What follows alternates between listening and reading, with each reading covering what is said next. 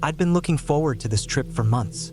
There's something about being out in nature that always gives me a sense of peace, and I was excited to take on the trail at Copper Ridge, a less traveled path that promised solitude and natural beauty. I was in my late 20s, fit enough to handle the moderate challenge, and had spent enough time outdoors to be prepared for whatever came my way. At least that's what I thought. It was the beginning of October, and the weather was perfect, cool enough to keep me comfortable but not too cold to slow me down. The sun was still strong in the sky, and the golden hues of autumn had started to appear in the trees. The leaves crunched underfoot as I made my way through the woods, the sound oddly satisfying. I'd packed light, just a water bottle, some snacks, a small first aid kit, and a light jacket in case the weather turned colder. Copper Ridge isn't a heavily trafficked trail, which I appreciated. I didn't want to be surrounded by tourists, people with no respect for the wild, but that also meant it was more dangerous. There were stories, mostly rumors, about people getting lost, about hikers going off trail and not returning. Still, I wasn't worried. I had a good sense of direction, I had maps, and I knew the area. The trail started out easy, just a simple dirt path winding through the forest. I passed a few landmarks I recognized from the guidebook: an old moss-covered stone wall, a small creek, a fallen tree that had split in half over time. The peacefulness of it all was almost too perfect. Birds were chirping, the rustling of leaves was calming, and for a moment, I felt like I could walk for hours without a care in the world. As I moved deeper into the woods, I started to notice things that were slightly off. The trail became more narrow, overgrown with brambles and shrubs that tugged at my clothes. There was no longer any sign of previous hikers, no footprints, no broken branches. It was as if I was the first person to ever walk this path, which should have been comforting but instead felt eerie. Still, I pressed on. I figured it was just the remoteness of the area. After a couple of hours, the trail took a steeper incline. My legs burned with the effort, but I welcomed the physical challenge. The higher I climbed, the more the woods started to open up. There were small meadows with long grass, the kind that rippled in the breeze like waves on the ocean. The sight of the ridge up ahead was promising. I was nearly at the summit.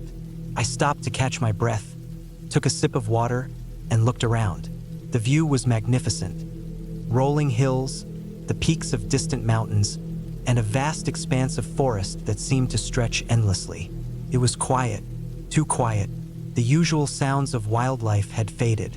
No more birds, no more rustling of animals in the brush. It was unsettling, but I told myself it was just the altitude. A few minutes later, I continued on, pushing through a section of dense underbrush that had clearly not been maintained for a while. The air had a chill to it now, and I pulled my jacket tighter around my body as the wind picked up. As I stepped over a large rock, something caught my eye: a set of fresh footprints in the dirt. They were large, probably a man's, and they were deep, indicating the person was carrying a heavy load. They seemed to lead off the path, heading toward a thicket of trees. I knelt down to inspect them closer, my mind racing. The tracks weren't from someone who had passed through earlier in the day. They looked recent, maybe just a few hours old. A strange sense of unease crept over me. What was someone doing this far off the trail? There was no way they could have gotten lost unless they had strayed significantly from the main route. I decided to follow the tracks, mostly out of curiosity. Maybe they'd lead me to another hiker, someone who had gotten lost or had some sort of trouble. I didn't think anything dangerous was at play, but something about the idea of another person being out here alone made me uneasy. The footprints led deeper into the woods, and as I followed, the trees grew thicker.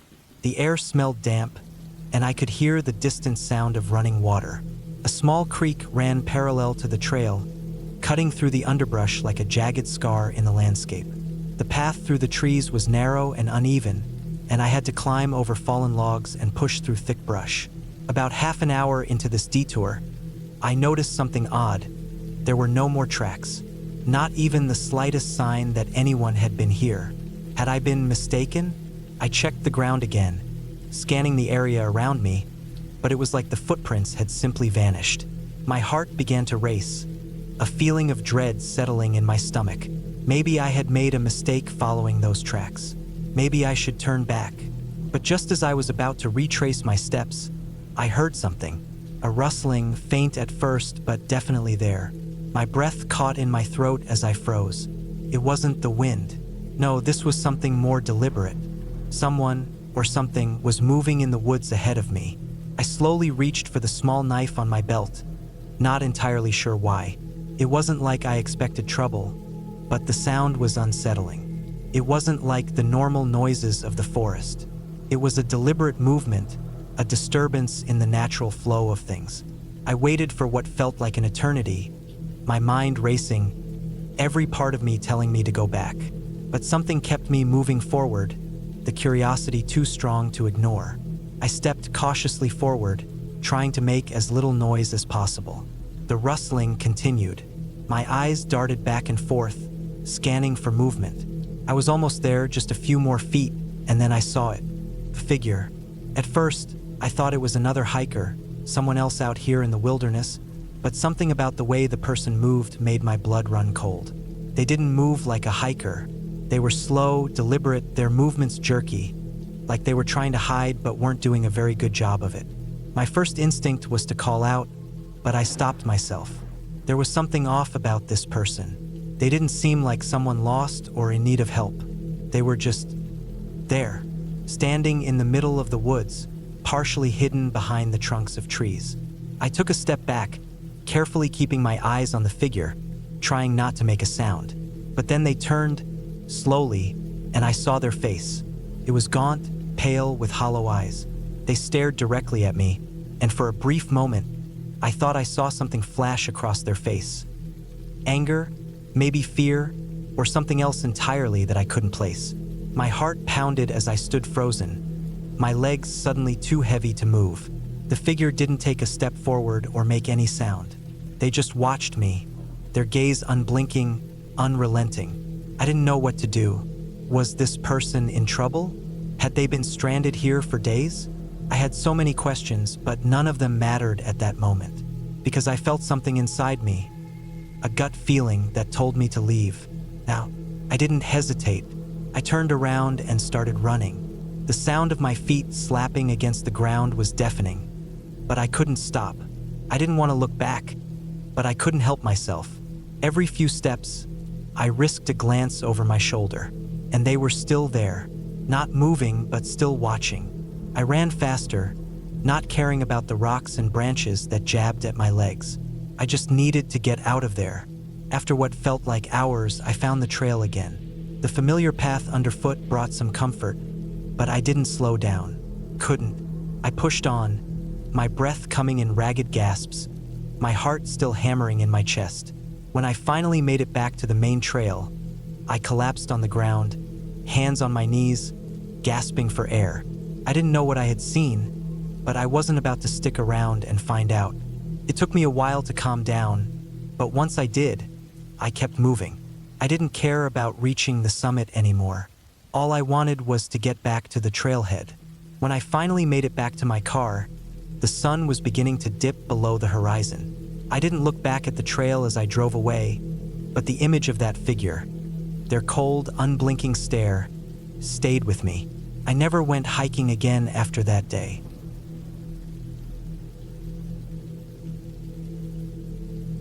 I had always loved hiking. Ever since I was a kid, the woods had been my refuge. The smell of pine, the crunch of dirt beneath my boots, the peaceful isolation. Nothing could beat it. That's why, when I had the opportunity to take some time off work last fall, I decided to do something a little more ambitious than my usual weekend hikes. I wanted to tackle a trail I'd been eyeing for a while, an isolated path in the Cascade Range, near the small town of Leavenworth, Washington. The hike wasn't easy. It was about a 12-mile loop, but the elevation gain was significant. I knew it was a challenge, but that's what I was after. I spent weeks preparing, reading trail reviews, checking the weather forecasts, and making sure my gear was in top condition. I was 28, fit, and confident. I'd done tougher hikes before. This time, I was going solo. That's how I liked it. It was mid-October when I finally set off. I arrived at the trailhead early in the morning, just as the sun was beginning to rise. The crisp air had a slight bite to it, and the sky was painted in shades of purple and orange. I parked my truck, threw on my backpack and checked my watch. It was 6:45 a.m. The parking lot was empty, which was typical for such a remote trail. I pulled my hat down over my head and adjusted my jacket, then started the climb. The trail began with a gentle ascent through the woods, the trees thick with moss and lichen. The forest was dense, but not dark. The morning light filtered through the canopy, casting long shadows on the trail. I could hear the occasional rustle of animals, squirrels, maybe a deer, but nothing alarming. It was quiet, peaceful. The first couple of miles passed without incident. The air was crisp and smelled fresh, pine needles, damp earth, and something else faintly sweet. I'd been hiking for a few hours when I reached the first lookout point. From here, I could see the valley stretching out below, with the town of Leavenworth in the distance. The colors of fall were in full swing. The trees below were a mixture of red, yellow, and orange, and the snow-capped peaks of the Cascades loomed in the background. It was stunning. I pulled out a snack from my pack, a granola bar and some water, and took a break. I sat on a large rock, enjoying the view and the solitude. As I sat there, I noticed something strange. In the distance, at the edge of the trees, there was a figure moving. It was far enough away that I couldn't make out details, but I saw a human shape walking slowly through the woods, moving in and out of sight. I wasn't sure why, but it unsettled me. I shrugged it off.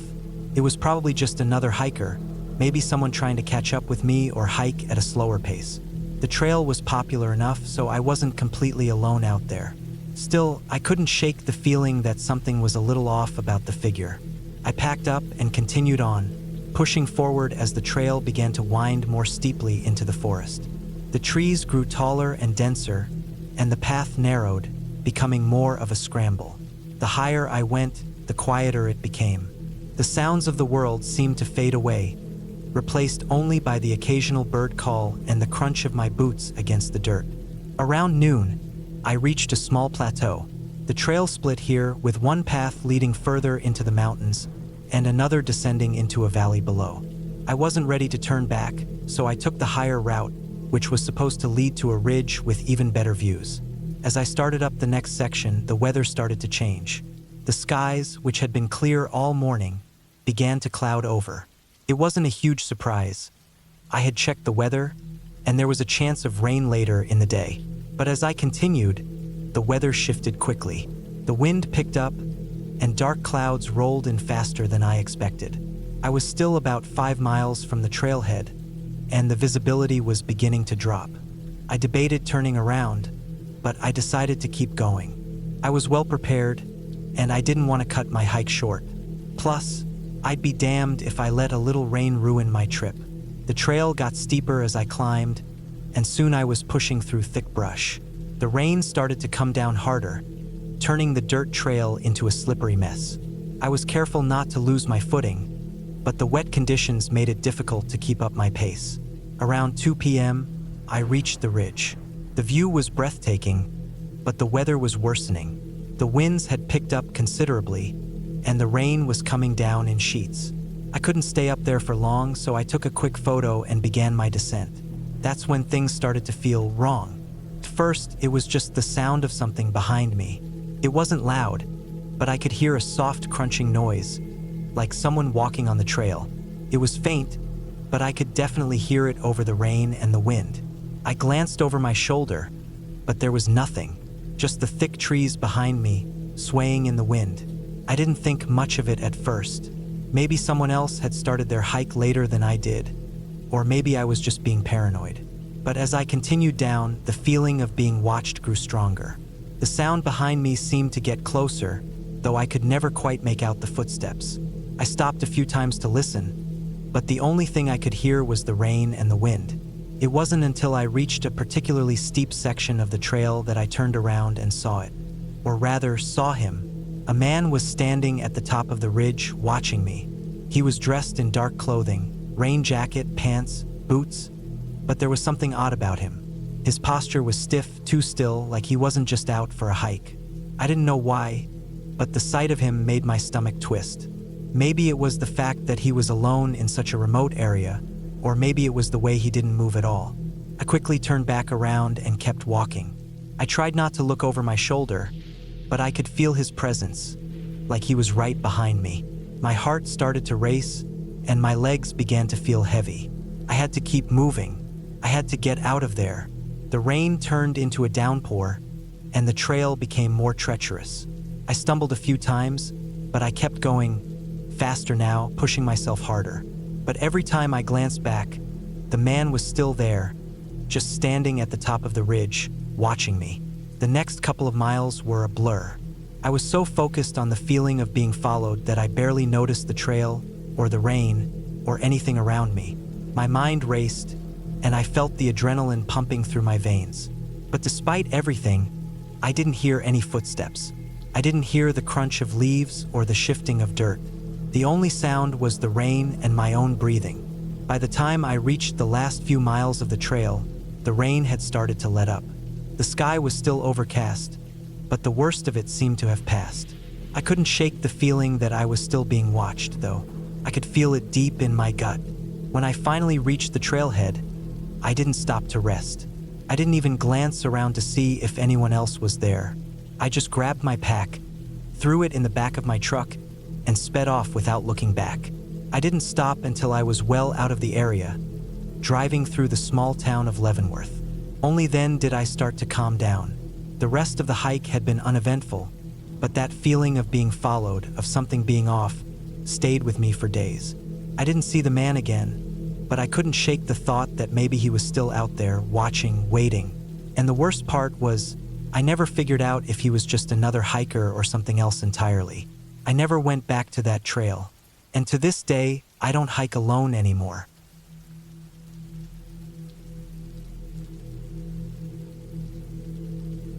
It was late September, the kind of early fall that hints at winter without fully committing to it. I'd been looking forward to this solo hiking trip for months, hoping to clear my mind after a stressful few weeks at work.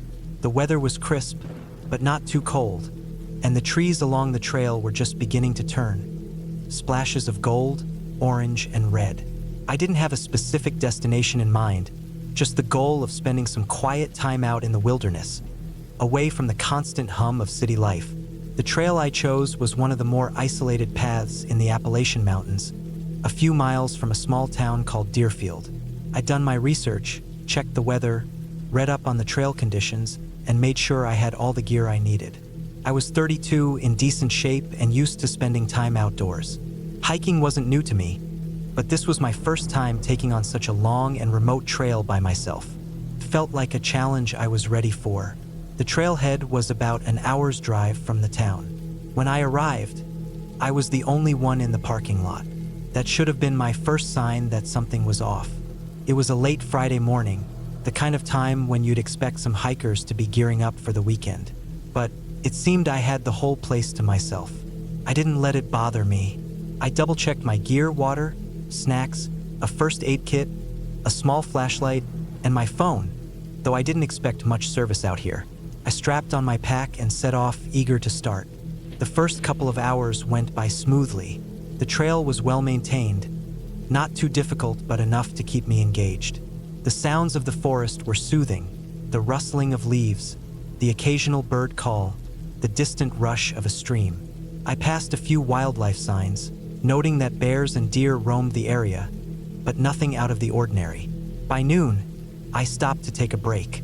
I had been walking steadily, enjoying the quiet, and decided to have a light snack. As I sat on a large rock, I looked around.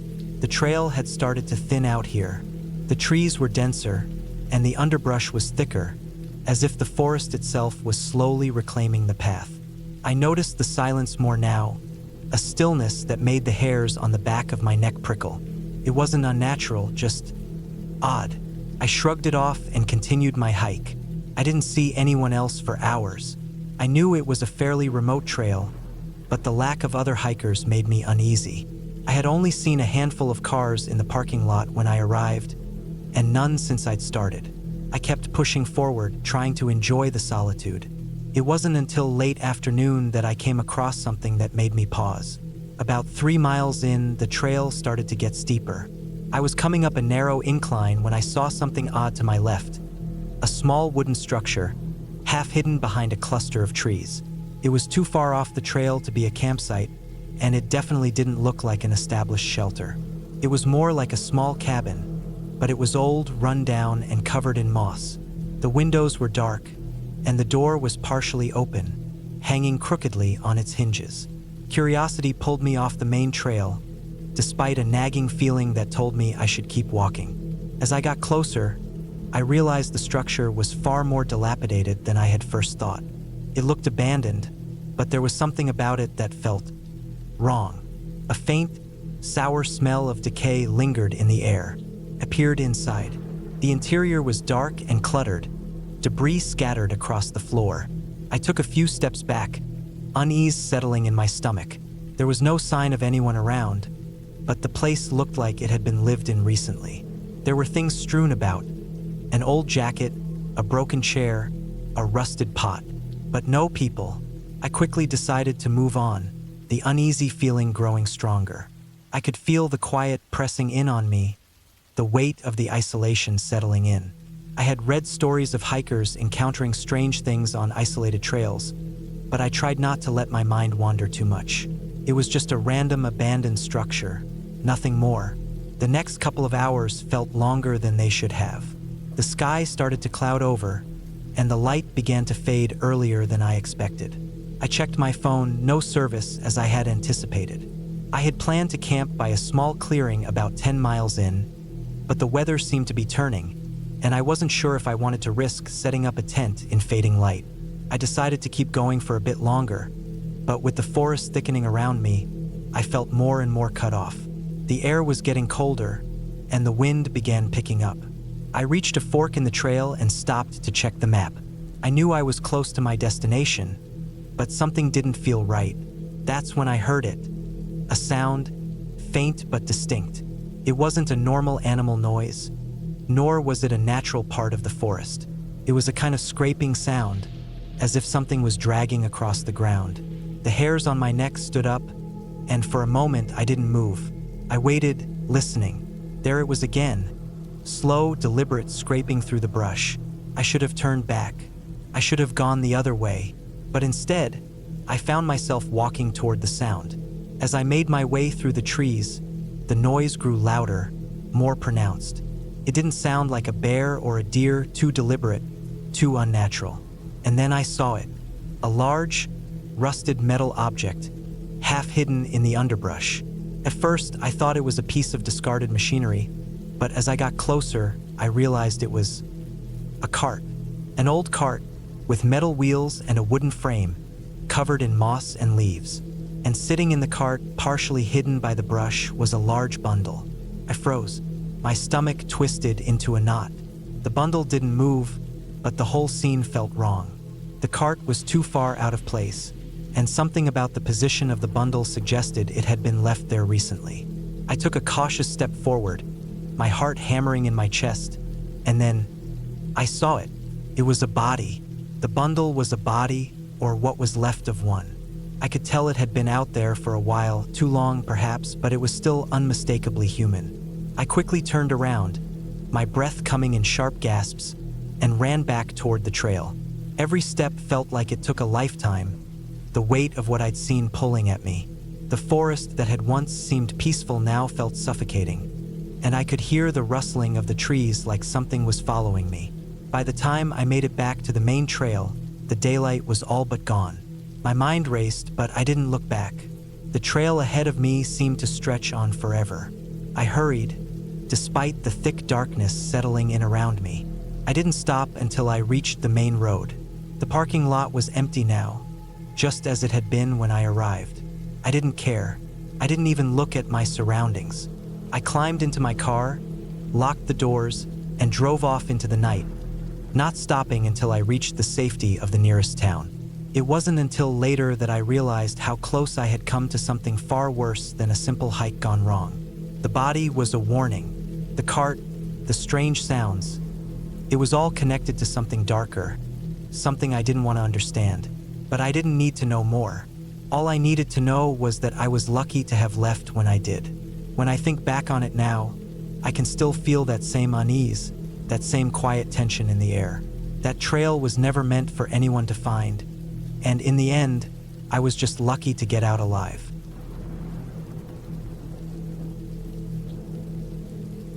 I've always enjoyed hiking. The peace, the quiet, the way the trees sway in the wind and the sun filters through the leaves.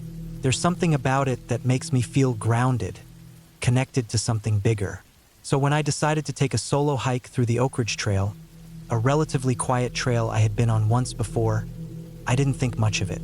It was the middle of October, a time when the fall colors made the woods look like something out of a painting, and the weather was perfect, cool, crisp, with a hint of moisture in the air. I was 28 at the time, and I liked to think of myself as an experienced hiker. I'd been to the Adirondacks, hiked through parts of the Appalachian Trail, and had spent countless weekends in the woods of upstate New York.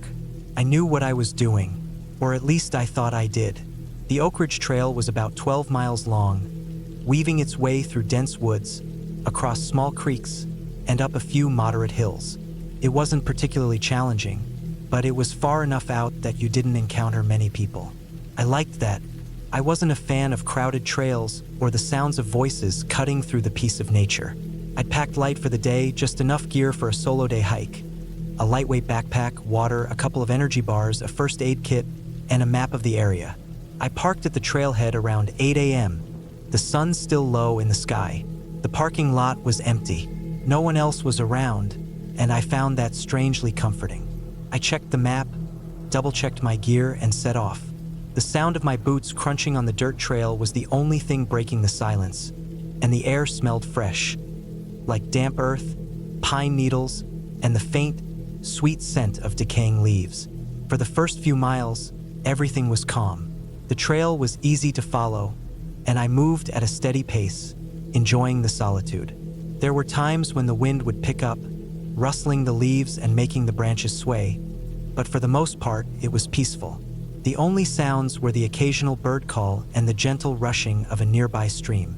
As I hiked deeper into the woods, the air grew cooler. I could feel the change in the atmosphere.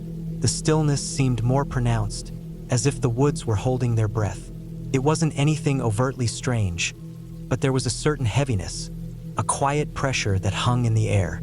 I shrugged it off, attributing it to the isolation. I had been on hikes before that had the same kind of feel, especially in places where you're far from civilization. It wasn't until about 3 hours into the hike that I started to notice something odd. I was crossing a small wooden bridge over a creek when I saw a flash of movement in the woods just off the trail to my left. It was quick, so quick that at first, I thought it was just a trick of the light or maybe a squirrel. But then I saw it again, a shape, dark and shadowy, moving between the trees. I stopped in my tracks, squinting into the woods. I could see nothing now, just the usual trees and underbrush. I shook my head. Just my mind playing tricks, I muttered to myself. But even as I said it, something inside me stirred with unease. I couldn't explain why, but the hairs on the back of my neck stood up. I felt watched. It was a strange sensation, like someone or something was out there in the woods with me, observing from a distance. I didn't want to overreact. I told myself to keep going. The trail was still ahead, clear as day, and I was only a few miles away from the halfway point. I hadn't seen anyone else on the trail, and I liked it that way. Still, I couldn't shake the feeling. It lingered in the back of my mind as I pressed on, trying to focus on the beauty of the forest around me. Another hour passed, and the unsettling feeling didn't go away. In fact, it seemed to grow stronger. I found myself checking over my shoulder more often, listening for sounds that didn't belong. There was nothing. No footsteps, no voices, nothing that indicated anyone was around.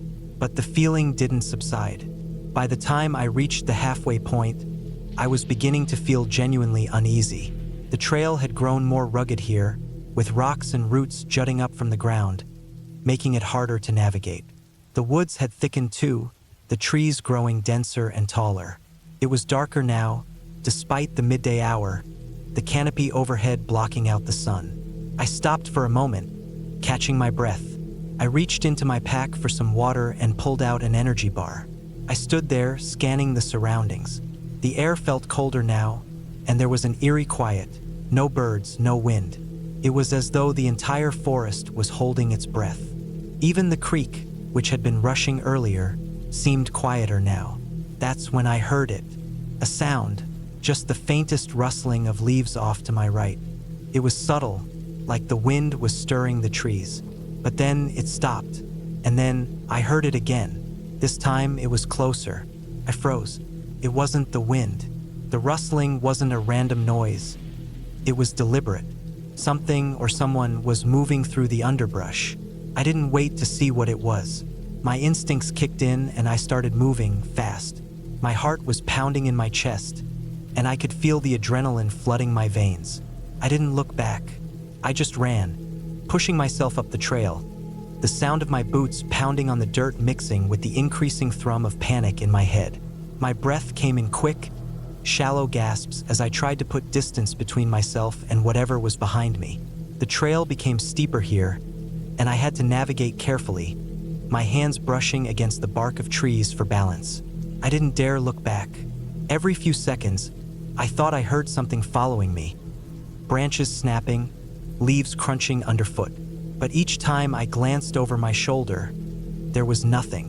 I told myself it was just my mind playing tricks again, but the feeling of being watched was overwhelming. By now, the forest had grown darker. The sun was starting to dip behind the mountains in the distance, casting long shadows through the trees. The temperature had dropped, and I was starting to feel the cold seep through my jacket. But it wasn't the cold that made me shiver. It was the sense of being pursued, the almost primal fear that someone or something was just out of sight, waiting for the right moment. I didn't know how much time had passed when I finally reached the clearing. The trail opened up into a small meadow, the kind of place you can see for a good distance. My heart was still hammering in my chest, but I slowed my pace, forcing myself to breathe deeply. I tried to calm down. The meadow was open, and I couldn't hear anything now.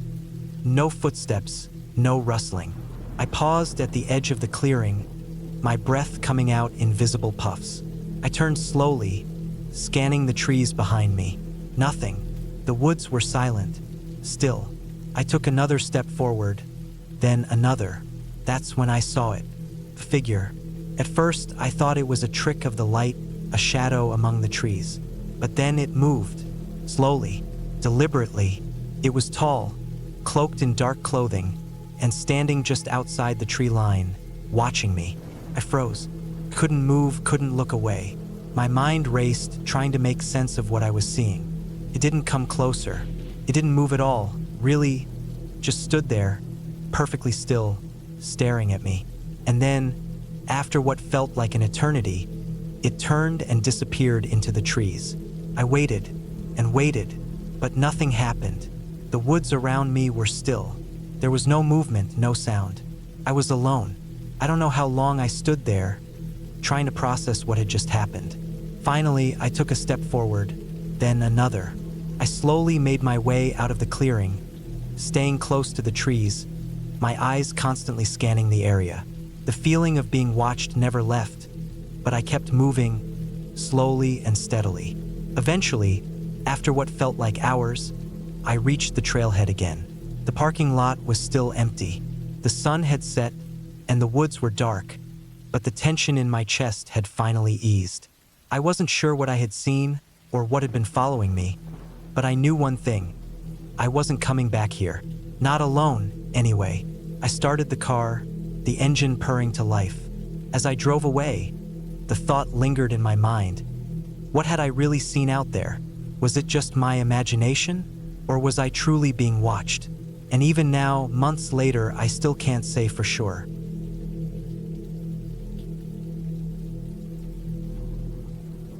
Back in the summer of 2012, I was 29 years old and working a dull tech support job in Boise, Idaho. I lived alone, barely talked to anyone outside of work, and spent most of my time indoors. My diet was trash, I slept poorly, and I felt like I was wasting my life. One morning, I woke up and decided I couldn't keep living like that. I needed to get out, breathe air that didn't smell like microwave dinners and stagnant office carpet.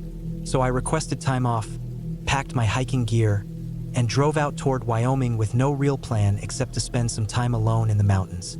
I'd heard about the Apsarika Range being less crowded than places like Yellowstone or the Tetons, and that sounded perfect. I didn't want to see other people. I wanted quiet, space, something real. I didn't research it the way I should have. I skimmed through a few old hiking forums, downloaded a couple offline maps to my phone, tossed in a compass I didn't know how to use, and just drove east with a vague idea of starting near the town of Dubois. I parked my car at a gravel turnout around 30 miles north of town. The road was rough and narrow, barely wide enough for one vehicle. I locked up, tightened my backpack, and started hiking east along a narrow game trail. It was hot out, around 85 degrees, and the trail was dry and dusty. The trees were mostly lodgepole pine, spread wide enough to let a lot of light through.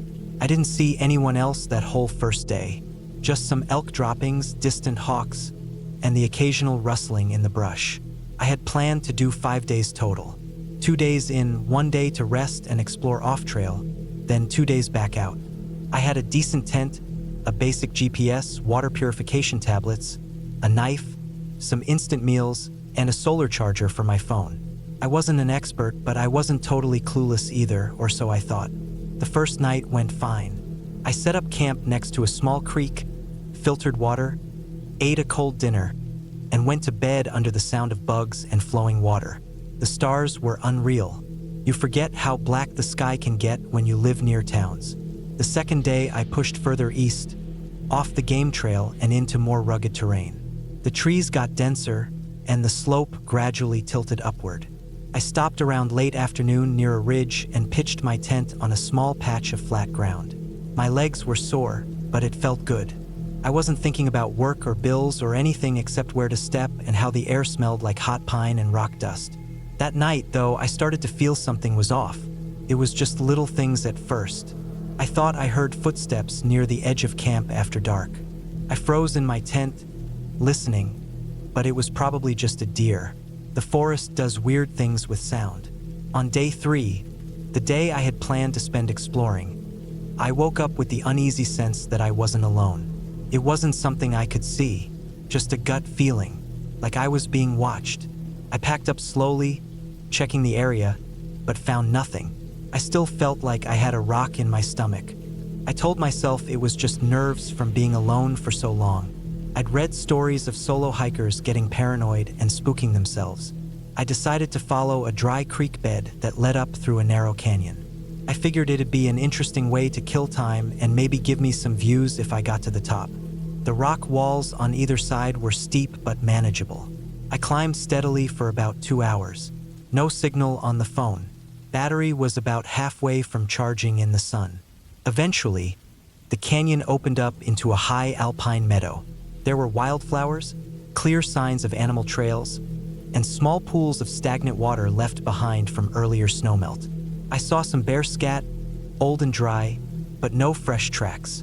I kept walking northeast, planning to circle back later in the afternoon and make camp near the canyon mouth. That's when I saw it. At first, I thought it was just another rock outcropping or maybe a hunter's blind. But as I got closer, I saw a roof, partially collapsed, hidden under a cluster of pine trees. A cabin. It was small, maybe 20 feet wide, made from rough-hewn logs. It didn't look like Forest Service property. There were no signs, no trail markers, no fencing. Just an old structure sitting in the middle of nowhere, surrounded by overgrown brush and silence. I stopped about 30 feet away. My skin crawled. I don't know why. It looked empty. The wood was gray with age, the windows broken or missing. Part of the roof had caved in on one side, and what looked like an old stovepipe stuck out the top at an angle. I wanted to turn back, but curiosity pulled me in. I walked around the left side of the cabin, stepping over dead branches and loose rocks. The front door was still hanging slightly ajar. I pushed it with the tip of my boot, and it creaked open just enough for me to slip inside. It smelled like mold and dry rot. The interior was dark, but the holes in the roof let in scattered light. There was a collapsed bunk bed on one side, a table with 2 chairs, and an old wood stove. Dust covered everything. Dead leaves had blown inside over the years. I didn't touch anything. I didn't take pictures. I didn't feel right being in there. But then I saw something that made my blood go cold. Nailed to the far wall was a board. On it, someone had scratched dozens of tally marks. Hundreds of them, all uneven, some deep, some faint, like whoever made them had been stuck here a long time, or kept coming back. Beneath the marks, carved into the wood with something sharp, were the words, "No one comes this far, ever." I turned and walked out fast. I didn't run, but my hands were shaking.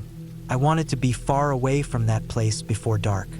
I started hiking back down the canyon, but something was off. I kept looking over my shoulder. I thought I heard movement behind me. Twigs snapping, soft footsteps, but I never saw anyone. When I got to where I thought the meadow ended, I realized the terrain looked different. I couldn't find the narrow part of the canyon I'd come through. I walked along the base of the cliffs, trying to retrace my steps, but nothing looked familiar. The sun was going down. I pulled out my phone, no signal.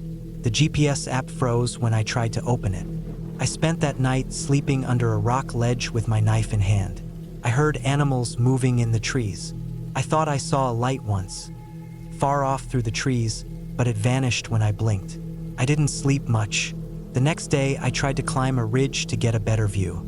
My legs were exhausted, and I barely ate. From the top, all I saw was more forest. Endless green and rock and sky. No roads, no towns, not even a trail. I hiked for hours in what I thought was the direction I'd come from, but everything blurred together. The trees started to look the same.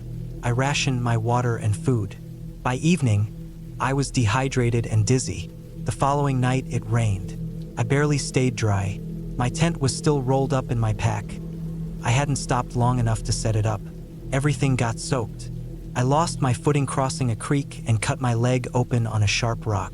Not deep, but enough to bleed for a while. I wrapped it with a shirt and kept limping forward. By the fourth day of being lost, I was starting to panic. I screamed into the forest. I left pieces of my gear behind, anything I didn't need, trying to move faster. My phone died. I dropped my compass somewhere and didn't even notice. I started to forget when I last ate or drank. I thought I saw someone once, standing behind a tree, but when I called out and walked over, no one was there. Eventually, late on the fifth day, I stumbled across a Forest Service road. It was just 2 tracks of dirt with weeds growing between them, but it was real. I collapsed next to it and waited, half asleep, until I heard the sound of an ATV engine. A ranger found me sometime after sunset. Couldn't talk straight. My throat was raw, my leg was infected, and my skin was peeling from sun exposure. They flew me out by helicopter the next morning. I spent 3 days in a hospital in Jackson. They pumped me full of fluids, gave me antibiotics, and called my family. I told them I'd just gotten lost, that I'd made a stupid mistake going off trail without proper navigation tools. I didn't mention the cabin. I didn't say anything about the tally marks or the words carved into the wall. I didn't want to talk about it. I still don't know what that place was or why it was there, but I think about it almost every night. I've never gone hiking alone again.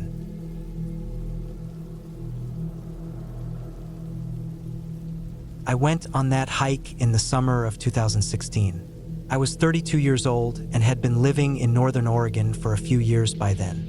I'd gotten into hiking during my late 20s, mostly as a way to get away from city noise and breathe in something real.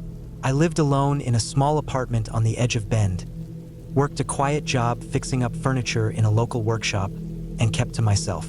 I liked the peace, the silence, no ringing phones, no small talk, just the sound of boots on dirt and wind in the trees. I've been slowly ticking off trails in the area for years. Day hikes, overnighters, nothing too wild. That summer, I wanted something deeper, longer. A real backcountry loop that would take me out for 3, maybe 4 nights, depending on how fast I moved. I had some vacation days saved up, so I picked a route that wound through a part of the state forest near the Washington border, north of where most tourists ever go. It was called the Raven Falls Loop, named after a small waterfall tucked into a canyon a few miles in. Not many people talked about it. I liked that. The trailhead was about a 4-hour drive from where I lived, buried deep in a part of the forest where cell service cut out long before you parked. I took an old forest road, bouncing over potholes until the trees closed in tight and the sun barely reached the ground. When I finally stepped out of the car, the quiet felt thick, heavy almost. No engines, no voices, not even birds at first. Just wind brushing against the branches way up above. I packed light but thorough. My usual canvas pack, a solid tent, a Jetboil stove, a water filter, and enough food to last 5 days if I had to stretch it. The forecast was dry, highs in the 80s, cool nights. I wore worn-in boots, carried a topographic map and a compass in a Ziploc bag in my side pocket, and had a small Garmin GPS clipped to the shoulder strap just in case. The first day was smooth. The trail was narrow but clear, weaving through tall pine and fir trees. Every now and then it would open up to a view of rolling hills in the distance, the blue ridges layered in a soft haze. I kept a steady pace and passed Raven Falls around mid-afternoon. It was smaller than I thought. Maybe 20 feet high, water tumbling over smooth rocks into a deep green pool. I stopped there for a snack, filled my bottle, and kept going. By dusk, I found a flat spot beside a small creek to set up camp. I pitched my tent, ate a quick meal of rice and jerky, and sat with my back against a log until the sky turned purple. There was no firewood nearby that wasn't damp, so I didn't bother with a fire. Just zipped myself into the tent and listened to the creek hum while I drifted off. The second day, I pushed deeper into the loop, climbing up into steeper terrain. The trail grew thinner, harder to follow in places. I kept my eyes on the markers, faded blue rectangles nailed into trees every half mile or so, but they were getting sparse. I hadn't seen anyone since I left the car, not even a trace of footprints or broken branches. Just deer tracks, a few scat piles, and once what I thought might have been bear prints in the mud, old and half-dried. Around noon, I crested a ridge that gave me a wide view of the forest below. From there, I could see nothing but green in every direction. No buildings, no roads, just trees and sky. I stood there for a while, breathing it in. That was the part one loved most, feeling like the world had been stripped back to its oldest parts. I made camp again that night a few miles past the ridge, in a flat clearing between two low hills. It was quieter there. The wind had stopped completely, and I didn't hear the usual insects buzzing at dusk. Just stillness. I should have found that strange, but I chalked it up to elevation or some change in temperature. The night came down fast. I slept in my clothes with my boots tucked inside the tent, just like always. It wasn't until the third morning that I noticed something that didn't sit right.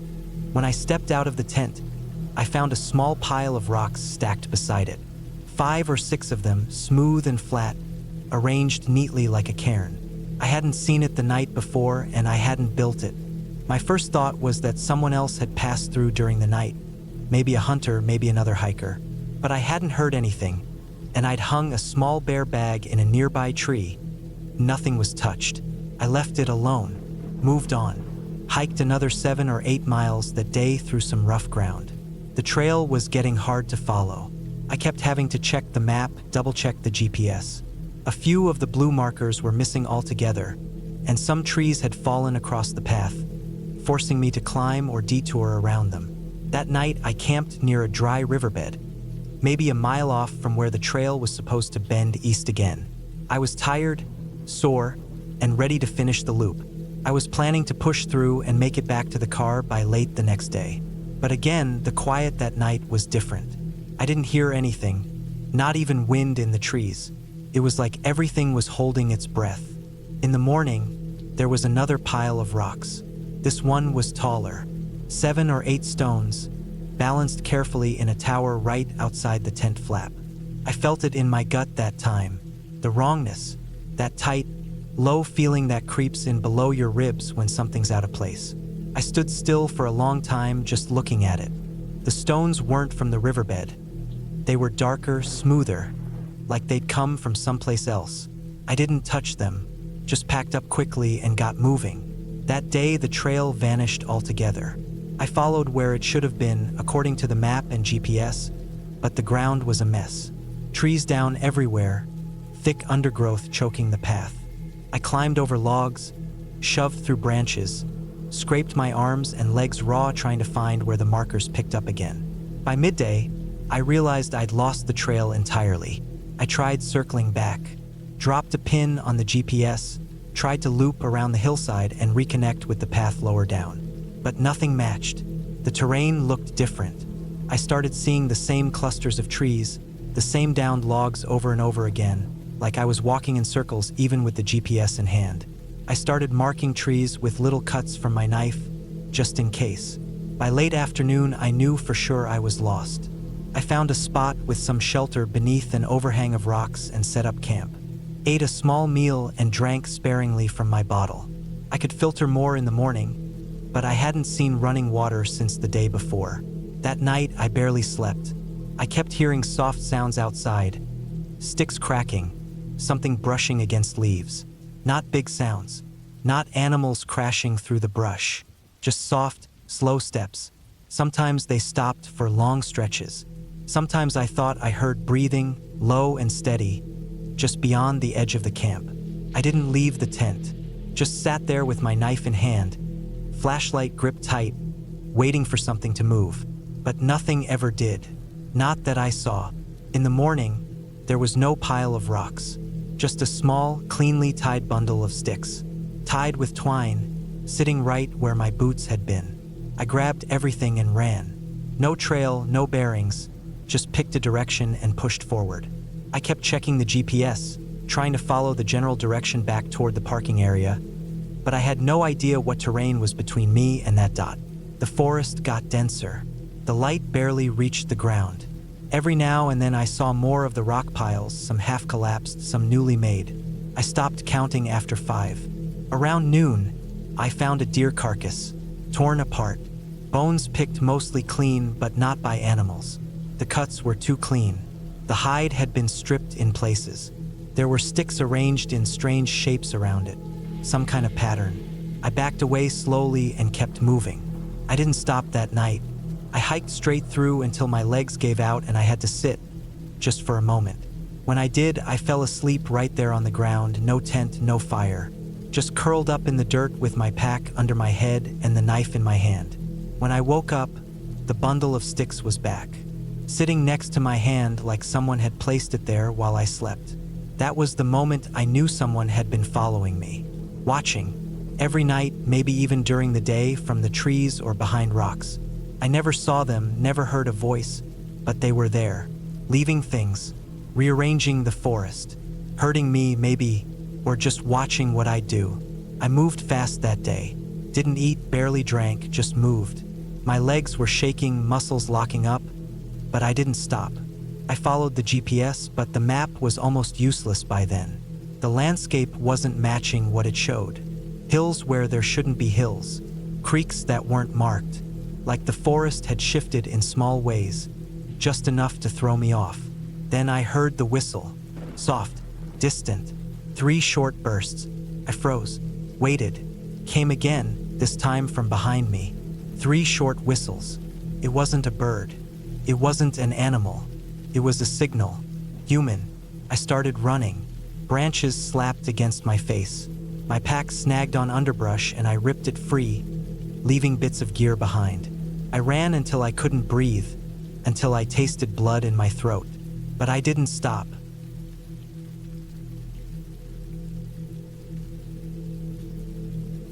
I had always loved hiking. The quiet of the forest, the fresh mountain air, the feeling of being completely alone out there. It was something I craved. So, when I had the chance to take a few days off from work, I decided to hike a trail I had been eyeing for years. It was a rugged, isolated path in the Wyoming wilderness, miles from any town or road, and I was eager to experience the solitude it promised. I was 28 at the time, fairly experienced in hiking, though I wouldn't call myself an expert. I had done a few multi-day trips before, but none this far off the beaten path. My pack was packed with all the essentials: sleeping bag, tent, water, food, a first aid kit, a map of the trail, and my trusty pocket knife. I had also brought a small camp stove and some freeze-dried meals just in case.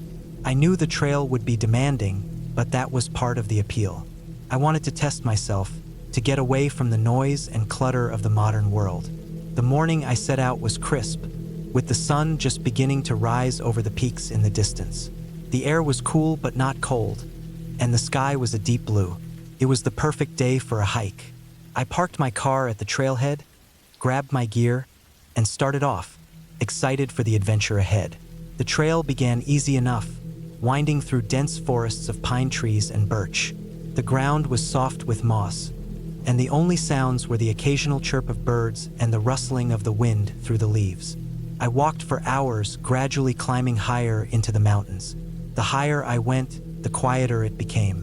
The usual sounds of civilization, distant cars, planes overhead, faded away, leaving nothing but the sound of my boots on the trail and the occasional scurrying of small animals in the underbrush. I loved it. I felt free. By late afternoon, I had reached a small clearing. The sun was lower now, casting long shadows over the landscape. I decided to set up camp here for the night, beside a small stream that bubbled over the rocks. The air had turned cooler, and I could smell the damp earth and pine needles as I gathered firewood. I set up my tent, cooked some dinner, and sat by the fire, feeling the warmth spread through my tired muscles. It was peaceful, too peaceful in hindsight. As the night deepened, the sounds of the forest seemed to grow quieter. The crackle of the fire and the occasional splash of water from the stream were the only noises. I felt a strange sense of unease, but I couldn't place why. Maybe it was the isolation, or maybe it was just the way the wind had picked up, causing the trees to sway ominously in the dark. I finished my meal, packed everything away, and crawled into my tent. I zipped it up tight, feeling safer inside. I woke up in the middle of the night. The forest was unusually quiet, the kind of silence that feels thick, almost oppressive. My watch read 2:17 a.m. I could hear the rustling of leaves outside my tent, but it didn't sound like the usual night animals. This was something bigger. My heart began to race. I told myself it was probably just a deer or a bear, but something about the way the noises moved was different. The sounds circled my tent, slow and deliberate. I lay perfectly still, trying to listen for any clue as to what it could be. I could hear the branches creaking in the trees above, and then the unmistakable crunch of heavy footsteps on the forest floor. Panic crept up my spine. I had heard the stories. Everyone had. Bears in the area, mountain lions, wolves, anything could be out there, and I was alone. I grabbed my knife from my pack, clutching it tightly, my breath shallow. The steps stopped. I strained my ears, waiting for any sound, any movement. The silence stretched on longer than it should have. I lay there for what felt like an eternity, not daring to move. My thoughts raced. I wondered if I should leave the tent and run, but I knew that wouldn't be smart. The animal, or whatever it was likely much faster than I was. I had to wait. I had to stay quiet. Suddenly, I heard a low growl, distant but unmistakable. It was coming from the direction of the clearing, not far from my tent. My pulse quickened. The growl wasn't a bear. It was too deep, too guttural. I couldn't see what it was, but I could feel the presence of something large, something dangerous. I clutched my knife tighter, trying to steady my breathing. The animal's growl rumbled again, closer this time. I heard the soft thump of something heavy landing on the ground, and then the unmistakable sound of claws scraping against the earth. It was a predator, I was certain of that now. My mind raced through all the options. If it was a mountain lion, it could get into my tent in seconds. If it was a bear, I could be in even worse trouble. The one thing I knew for sure was that I needed to stay calm and not make any noise. Bears and mountain lions were attracted to movement and sound, so the more I stayed still, the better chance I had of surviving. Minutes passed like hours. I barely moved, only allowing myself the smallest breath. The growl came again, louder and closer. I could hear the animal circling my tent now, its paws light on the ground, but heavy enough to shake the dirt around me. I realized then that I hadn't prepared for this. I hadn't brought bear spray or anything to defend myself with, only a small pocket knife. My heart was pounding so loudly I thought it might give me away. The growl turned into a snarl, and I knew then that the animal was agitated. I held my breath, wishing I could somehow disappear into the ground. The next few minutes were a blur of fear. The animal continued its circling, its claws scratching at the tent, causing it to shift. I could hear its heavy breathing. It was so close, I could almost feel its hot breath through the fabric of the tent. Then, just as suddenly as it had appeared, the growling stopped. The forest fell silent once more. I didn't dare move or make a sound.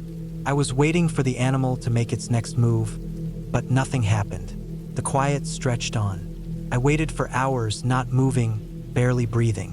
When dawn finally arrived, the first light of day crept into the forest, illuminating the tent. I slowly unzipped it, scanning the area around me. Nothing. The animal was gone. I quickly packed up my gear, my hands shaking with adrenaline. I was no longer interested in finishing the trail.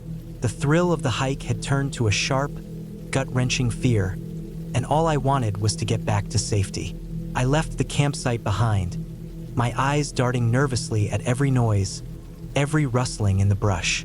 I didn't encounter the animal again, but the experience stayed with me long after I made it back to my car. I had learned something important that night. No matter how prepared you think you are, nature has a way of throwing unexpected challenges your way. I had been lucky, very lucky, and I wouldn't take the wilderness for granted again. The next time I went hiking, I made sure to bring bear spray, a more effective knife, and a better understanding of the risks involved. I never forgot that night. The fear, the stillness, the presence of something wild and untamed just outside my tent. But most importantly, I learned to respect the wilderness and its creatures. I didn't just hike for the thrill anymore. I hiked because I knew the land was always watching, and sometimes it would remind you of that in ways you never expected.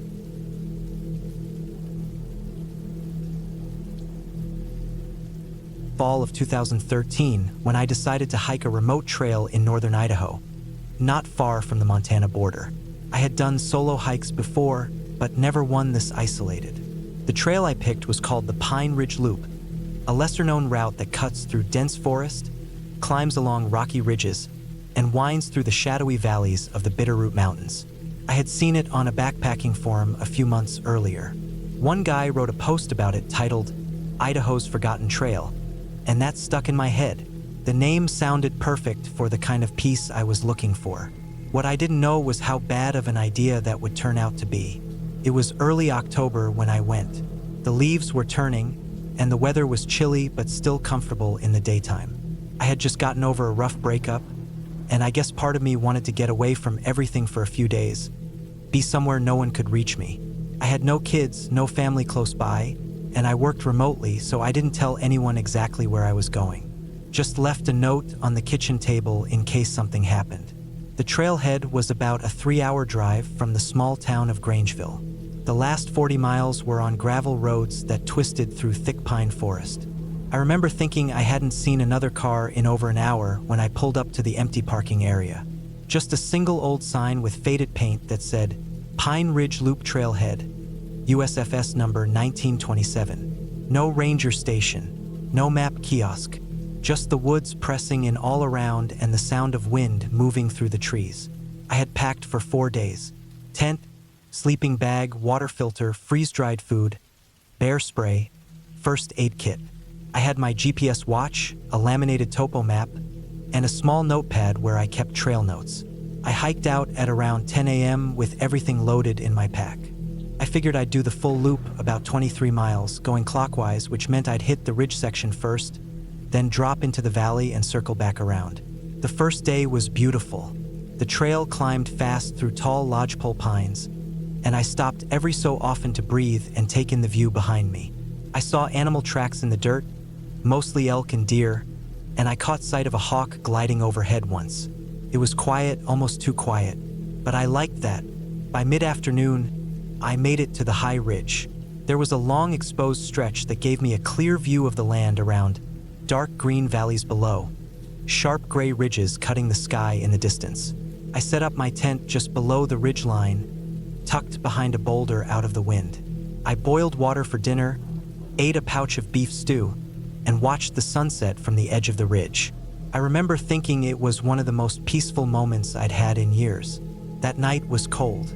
I woke up around 3 a.m. shivering and had to wrap my jacket around my legs inside the sleeping bag. I thought I heard something crunching in the brush nearby, but it was probably just deer moving through.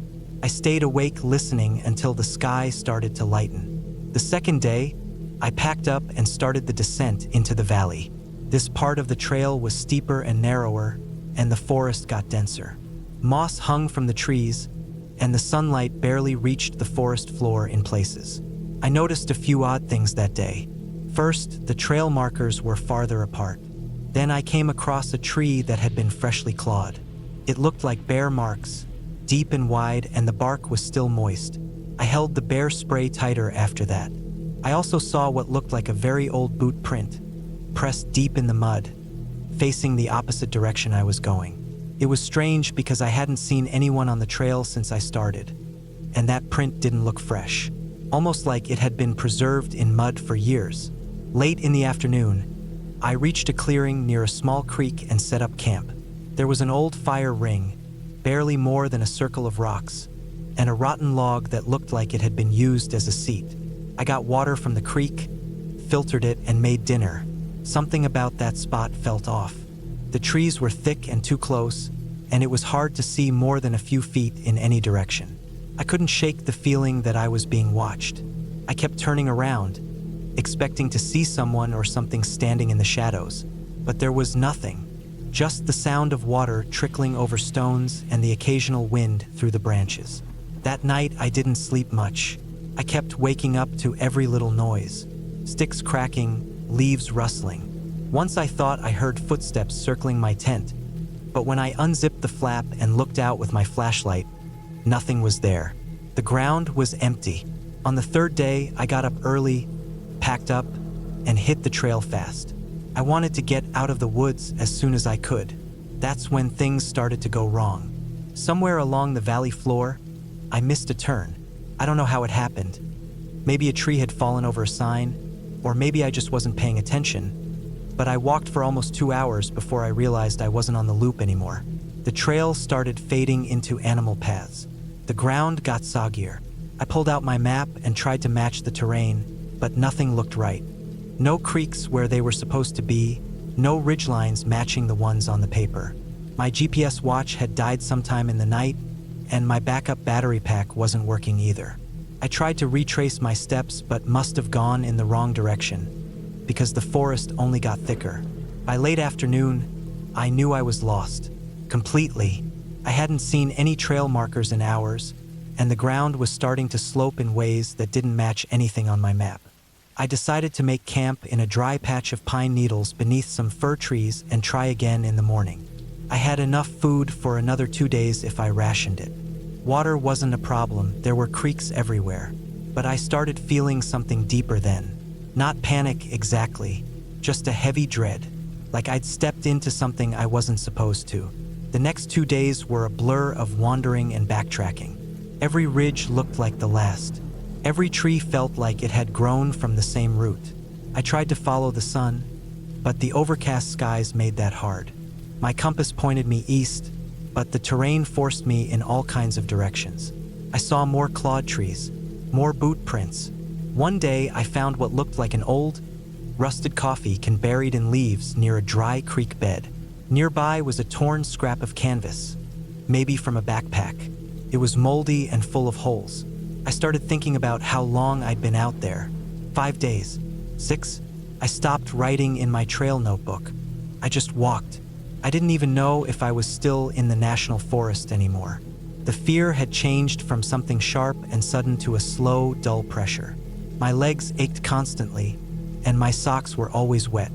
I started sleeping under overhangs and half-fallen logs, skipping setting up my tent entirely. It was on the 8th day that I hit the breaking point.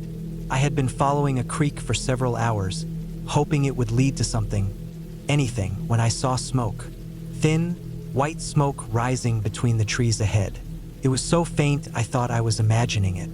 I left the creek and bushwhacked toward it, stumbling over roots and rocks, scraping my arms and legs in the process. What I found was a campsite, but not like mine. It looked like it had been abandoned for years. A torn tarp hung from a branch, sagging in the middle. An old sleeping bag was bunched up inside a collapsed tent frame. There were cans and wrappers scattered around, all rusted and chewed by animals. What stopped me cold was the sight of a boot, just one sitting upright by the fire pit. Inside it was what looked like a sock, and something else I didn't want to look at too closely. I backed away slowly. Something about that place felt wrong. Not just old or forgotten, but dangerous, like it was warning me. I turned and kept walking in the opposite direction, even though I didn't know where I was going. I just knew I couldn't stay there. On the 9th day, I woke up to the sound of an engine. I shot up and ran toward the sound, crashing through the brush like a madman. I stumbled out onto a dirt road just as a truck was coming around the bend. It skidded to a stop when the driver saw me. He was a logging worker, and he looked shocked when I waved him down. He said I was about 12 miles east of the Pine Ridge trailhead. I had crossed out of the forest boundary and into a patch of private land owned by a timber company. I rode back in the cab of his truck, shivering under a tarp he gave me. When we reached the main road, he let me call emergency services. They took me to a clinic in Grangeville where I was treated for dehydration, exhaustion, and a mild infection in my foot. The sheriff took a report but didn't say much. He just asked if I remembered anything specific about where I'd gotten lost. I didn't tell him about the old camp. I don't know why, I just didn't want to. I flew home 2 days later. I haven't been on a solo hike since.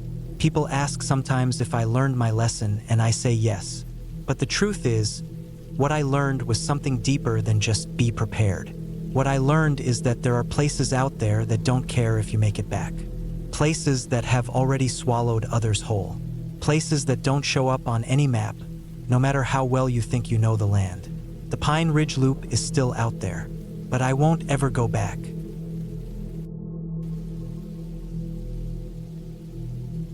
It was early September of 2014 when I decided to take a solo hiking trip through the Bob Marshall Wilderness in western Montana. I had turned 32 that summer and wanted to clear my head. Life back in Portland had felt like it was closing in on me. I had just gone through a breakup. My job was starting to wear me down, and I felt like I was becoming someone I didn't like. So I told my boss I needed a week off and packed up my gear. I had done hikes before, plenty of them, but mostly in more traveled areas. Mount Hood, the Olympics, parts of the Sierra Nevadas. I wasn't new to hiking, but I wasn't a survivalist either. I knew my limits and always kept to trails. I'd read about the Bob Marshall Wilderness and how remote it was, and something about it called to me. Over 1 million acres of pure, wild land with no roads running through. It seemed like the kind of place where I could disappear for a while and maybe come back a little more at peace. I planned a 5-day out-and-back hike starting from the Benchmark trailhead. I had my maps printed, a satellite GPS tracker, a personal locator beacon, a water filtration system, bear spray, and enough food for a week. I even packed a small emergency tent and a portable solar charger for my GPS. I wasn't reckless. I knew where I was going and what it could throw at me. Day 1 was perfect. The air was crisp in the morning, and the trail was quiet. I passed a couple of other hikers early on, one older guy with 2 dogs, and a younger couple carrying full packs, but after that, I didn't see anyone. I moved slow and steady, taking time to breathe in the cool pine air and feel the sun on my face. I made it to my planned campsite by late afternoon near a small creek, set up my tent, and cooked a quick dinner of dehydrated beef stew. The stars that night were unbelievable. It was quiet enough to hear the water running, a few crickets, maybe a coyote way off in the distance. I felt small out there, but not in a bad way, just grounded. Day 2, I went deeper in. The terrain got rougher, more elevation changes and tighter trail paths that wound through dense forest. I was sweating by mid-morning and stopped often to drink water. The sun filtered through the trees in these golden streaks, and sometimes I'd just stand there and let it hit my face. I didn't think about work or the city or anything. Felt like I was exactly where I needed to be. Around midday, I spotted a fresh pile of bear scat right in the middle of the trail. That wasn't unexpected. This was grizzly country after all, but it was still a reminder to stay sharp. I pulled my bear spray from its holster on my chest and kept it in my hand. Every few minutes, I'd call out loud or clap to let anything nearby know I was coming. I wasn't paranoid, just careful. That night, I camped near a ridge that gave me a wide view of the forest below. I didn't see any other tents or people. It was just miles and miles of trees stretching out like an ocean. I felt lucky to be there. I made a small fire in the ring someone else had built long ago and sat quietly, eating trail mix and watching the shadows move. Things started to feel off on the third day. It began small. I noticed a fresh boot print in the trail that I didn't recognize. It was going the same direction I was, and I hadn't passed anyone all morning. That wasn't impossible. Someone could have started earlier or taken a side trail, but it made me more alert. The print wasn't made by a hiking boot either. It looked more like a regular work boot. Flat tread, heavy heel. I stopped and looked around the forest, listening, but there was nothing, just the wind in the trees. I kept going, more cautious now. I didn't feel watched exactly, but I felt less alone, like something was off balance. I moved faster that day, skipping long breaks and cutting lunch short. The landscape was beautiful, but I wasn't paying attention to it as much. My brain was on high alert for every sound or movement in the trees. Around 4 p.m., I passed a crude fire pit that looked recently used. There was a pile of ash still black, and the rocks were still a little warm when I touched one. That set off alarm bells. No one was supposed to camp that close to the trail unless it was an emergency. And there were no footprints other than that one set. No gear, no wrappers or trash, just the ashes and a ring of rocks. I kept moving, now gripping the bear spray tight enough to make my fingers ache. That night, I didn't sleep well. I set up camp in a low grove near a small stream, tucked back from the main trail. I made no fire. I didn't cook. I ate a cold energy bar and kept my headlamp off, sitting in the tent in silence. Every noise outside made me stiffen. I kept the bear spray right next to me, along with the beacon and a hunting knife I always brought even though I never used it. I told myself I was just being paranoid, but that didn't help. Sometime after midnight, I heard twigs snapping. Not the little pops from wind or animals scurrying, but something heavier. Slow, deliberate. Crunch, pause, crunch. Like someone trying not to be heard but stepping on dry branches anyway. I sat up, holding my breath. My tent was completely dark inside, and the moon outside cast these weird shadows across the fabric. I didn't dare unzip it. I just sat there for what felt like an hour, frozen, until the sound stopped. I don't know when I fell asleep, but when I woke up it was already light out. I stepped outside the tent slowly, looking around. Nothing seemed disturbed. I walked about 30 feet out in each direction but saw no tracks, no movement. I couldn't even be sure it wasn't a deer or a moose, but I knew what I had heard, something on 2 legs. I packed up fast and skipped breakfast. I had planned to hike farther in that day, but I changed my route to loop back toward the trailhead. I didn't want to panic and race out, but I knew I was done. I wanted out. The trail back was steep and rocky in places, and my knees ached from the pace I kept. I barely stopped. My shirt was soaked with sweat even though it was barely 60 degrees. That afternoon, I spotted something that made my stomach turn. Hanging from a branch along the trail, maybe 10 feet off the ground, was a piece of red fabric. It was torn and dirty, fluttering slightly in the breeze. I stood there staring at it, not understanding. It wasn't mine. I hadn't seen it on the way in. I looked at the ground and saw a muddy boot print near the base of the tree. Same flat sole as before. I backed away slowly, eyes scanning the trees. I couldn't explain it, but I felt a wave of nausea hit me, like my body knew something before my brain caught up. I picked up my pace and didn't stop for hours. That night, I didn't set up the tent. I found a rocky outcrop with good visibility and just wrapped myself in my emergency blanket and sat with my back to the rock. I didn't want to be hidden in the trees.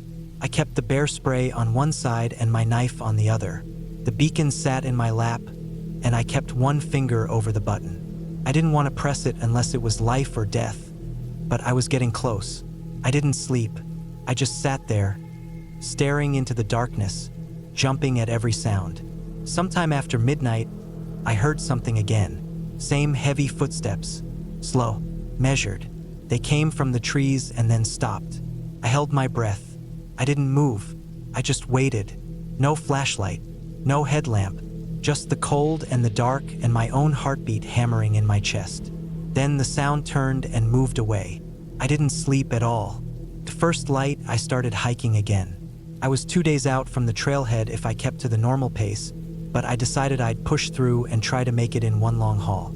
I barely ate, just drank filtered creek water and stuffed a protein bar in my mouth while I walked. My legs felt like lead by afternoon, but I didn't stop. The forest started to look different. Not unfamiliar, just less beautiful. Every tree felt like it was hiding something. Every bend in the trail made me grip the bear spray tighter. Just after 6 p.m., I reached the last stretch before Benchmark. I hadn't seen anyone all day, and I still had no signal. My legs were shaking, and my breath came in ragged gasps. I was filthy, hungry, and sleep-deprived, but I didn't care. I could almost see the edge of the parking lot. That's when I saw the man. He was standing about 40 feet off the trail, partially hidden between two trees. Not moving, just standing there watching me. He wore a heavy jacket, faded jeans, and work boots. His face was shadowed by a hat pulled low, but I could see the outline. He didn't speak. He didn't wave. Just stood there. I didn't say anything. I didn't move. I just stared for a second and then turned and walked faster, almost jogging now. I didn't look back until I hit the gravel trailhead. When I finally turned around, he was gone. I reached my car and sat behind the wheel for a long time, shaking. I didn't even drive for a while, just locked the doors and sat there staring at the trees. I never saw him again, never saw anyone. I don't know if he followed me out or if he'd been out there watching the trail for days. I don't know what the red fabric meant or why there were no other footprints except his. I drove straight to a motel in Augusta and collapsed in the bed without even showering. The next morning, I called the ranger station and told them what I'd seen. They took my report and said they'd send someone out to check. But I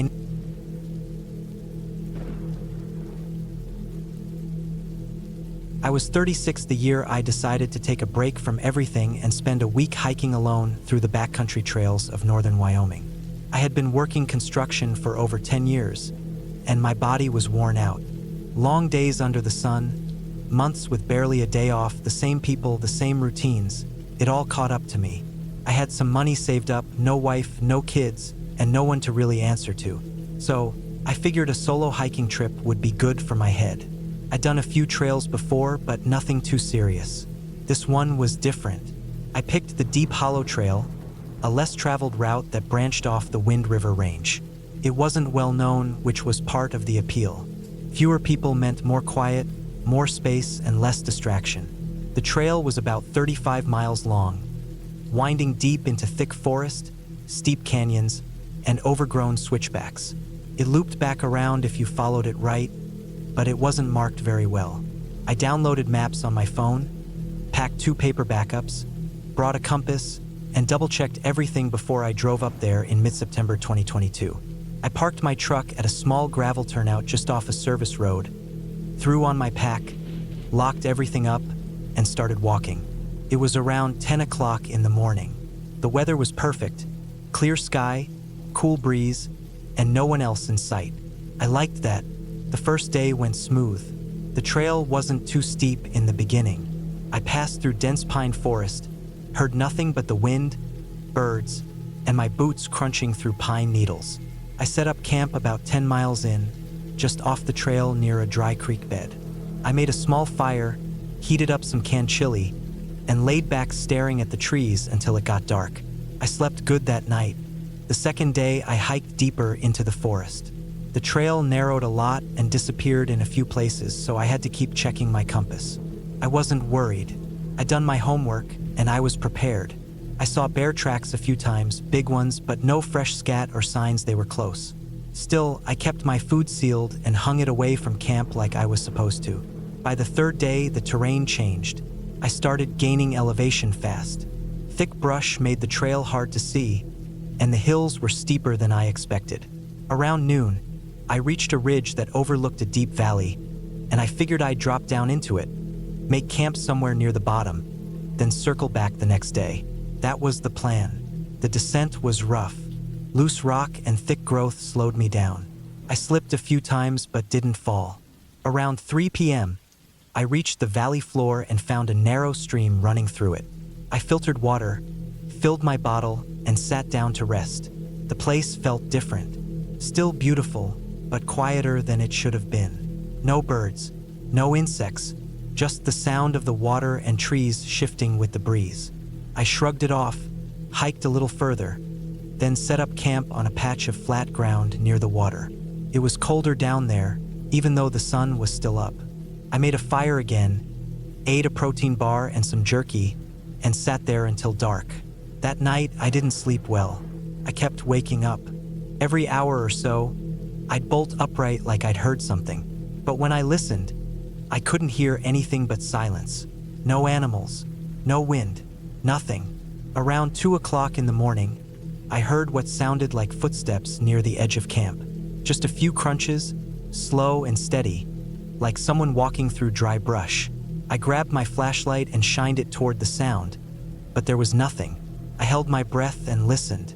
Still nothing. No running, no scampering, just silence again. I convinced myself it was a deer or maybe a porcupine. I zipped the tent tight and kept my knife close. I didn't sleep after that. I just laid there with my eyes open, heart pounding, listening to every sound the forest made. By sunrise, I was packed up and moving fast. I didn't even eat. I just wanted to get back up to higher ground and put some distance between me and that valley. I started climbing back up the ridge, but realized quickly I wasn't on the exact path I'd come down. I had veered off, maybe only by a little, but enough that nothing looked familiar. I checked my compass and tried to follow the right direction, but the slope was steep and covered in loose dirt and broken branches. Everything looked the same. After climbing for about 2 hours, I stopped to rest and drink water. That's when I saw it. About 50 feet up the ridge, between two thick trees, there was a tarp. It was old and faded blue, tied between trunks like a makeshift shelter. I froze. There was no one else supposed to be out there. The trail I took wasn't popular. Most people didn't even know about it. I stayed still for a long time, watching. No movement, no smoke, no noise. Curiosity got the better of me, and I started creeping up toward it. My legs were shaking either from the climb or nerves, probably both. As I got closer, I saw that the tarp was torn in a few places, sagging in the middle. Underneath it was a pile of what looked like camping gear, old packs, some clothes, a sleeping bag half buried in leaves. Everything was dirty, rotting, and full of holes. Then I saw something that made my stomach turn. A boot, just sticking out from behind the shelter, like someone was lying down back there. I stood frozen, breathing through my nose, trying to stay calm. I didn't want to get closer. Something in my gut told me not to. I backed away slow, turned around, and started hiking again. Faster this time, not even caring about the right trail.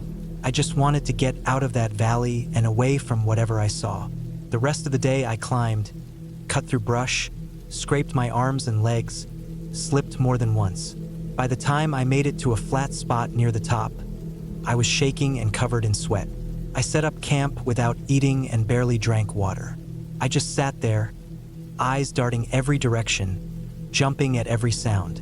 That night I didn't sleep either. The next morning I checked my phone, and it was dead. Battery was gone. I don't know how, I'd barely used it. I tried my backup battery, but it didn't work. Something must have gone wrong. That's when the panic started. I had no GPS, no phone, and the map I had was soaked from when I filtered water earlier, completely useless. I had a compass, but the terrain was too rough to navigate by it alone. The trees all looked the same, no clear landmarks. I kept walking. I tried to go north, thinking that would lead me back toward the main trail. But every hill I climbed looked like the last one. Every stretch of trees led to more of the same. I lost track of time. I stopped counting how many days I'd been out there. I was running low on food. My last full meal was 2 days before. I had jerky, a crushed granola bar, and some trail mix left. My water filter was still good, but I hadn't seen a stream in hours. Then I found the first tree. It was tall, dead, and stripped of bark all the way up. Something had scratched it. Not claw marks. These were long, deep cuts, almost like they were made by a knife. But they were too high up. I couldn't reach them even if I stretched. They were fresh. The wood underneath was still bright and clean, not dark like the rest of the dead tree. I found another one the next day. Same kind of markings. I tried to tell myself it was lightning or some kind of animal behavior I didn't understand. But they weren't random. They were in a pattern, clean, straight lines, crossed in a way that looked deliberate. It made my skin crawl. Then came the noises. Every night, just after dark, I'd hear rustling around the camp.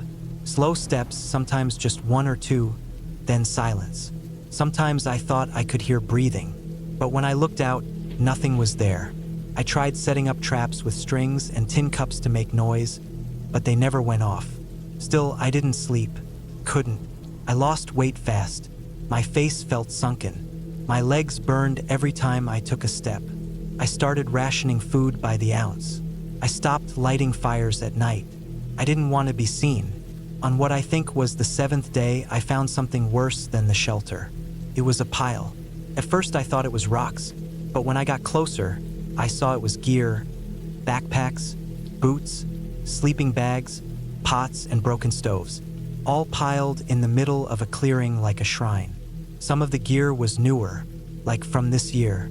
I picked up one of the packs and looked inside. There was a wallet in it. I didn't open it. Couldn't. I ran.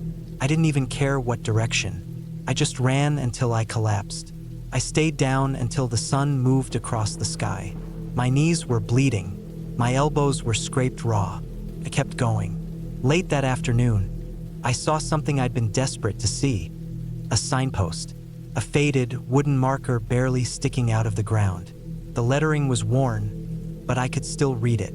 It pointed left and said, Service Road, 2.4 miles. I cried. I actually cried. I limped the last 2.5 miles, half-starved, dead on my feet.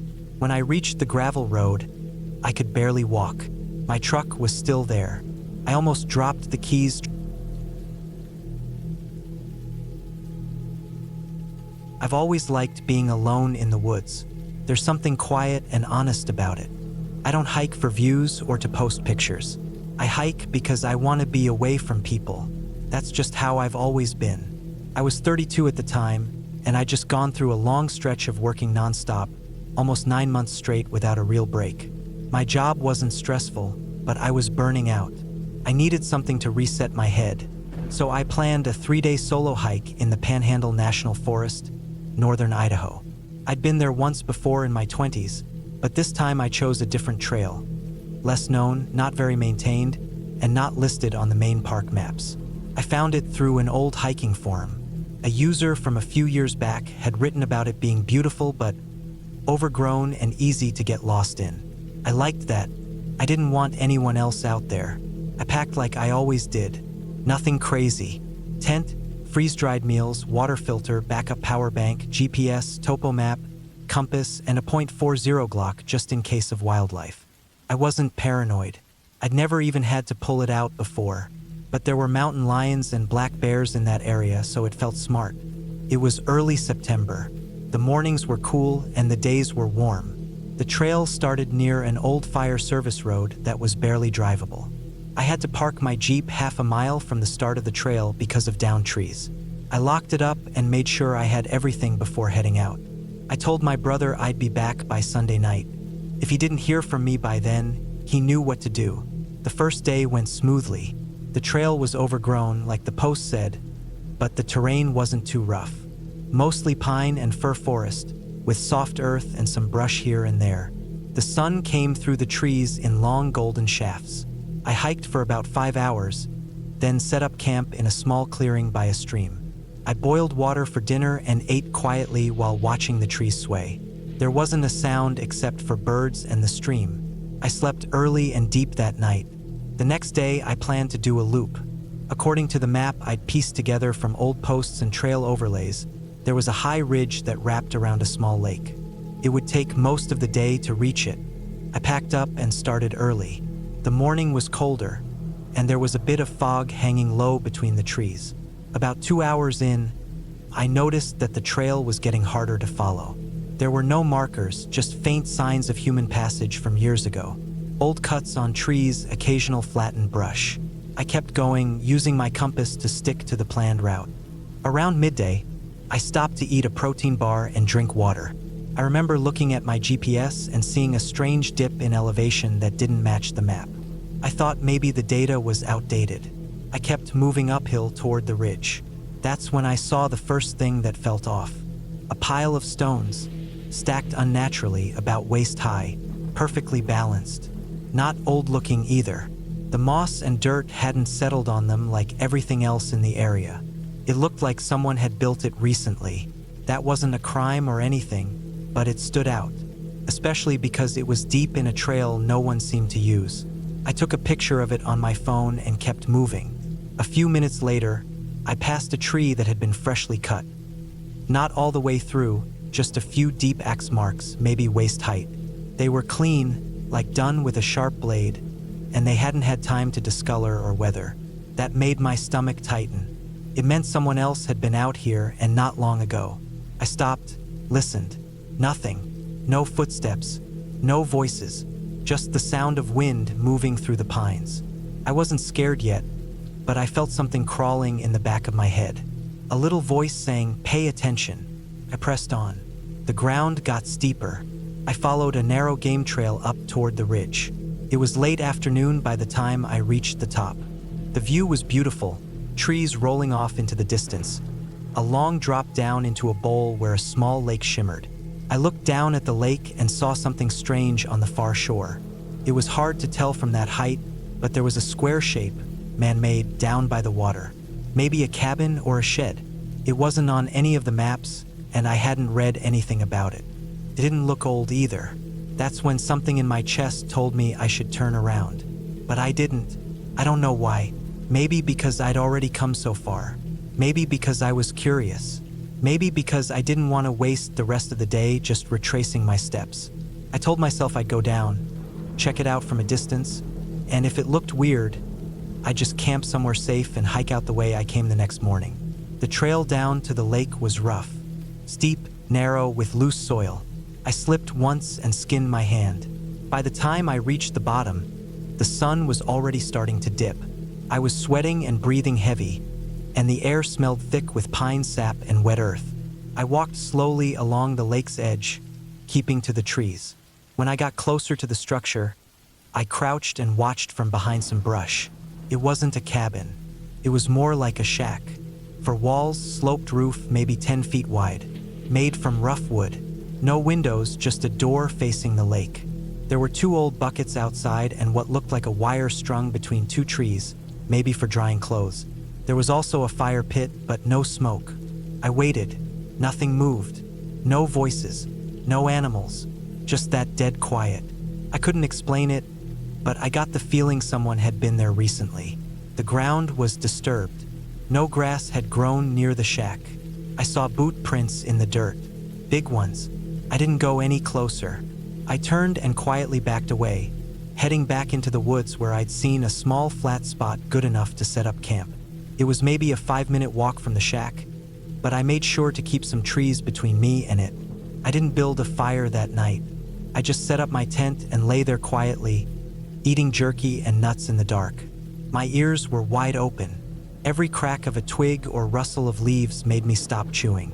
Around midnight, I heard footsteps. Not an animal. Slow, heavy, deliberate. I stayed still, barely breathing. The steps passed maybe 20 feet from my tent.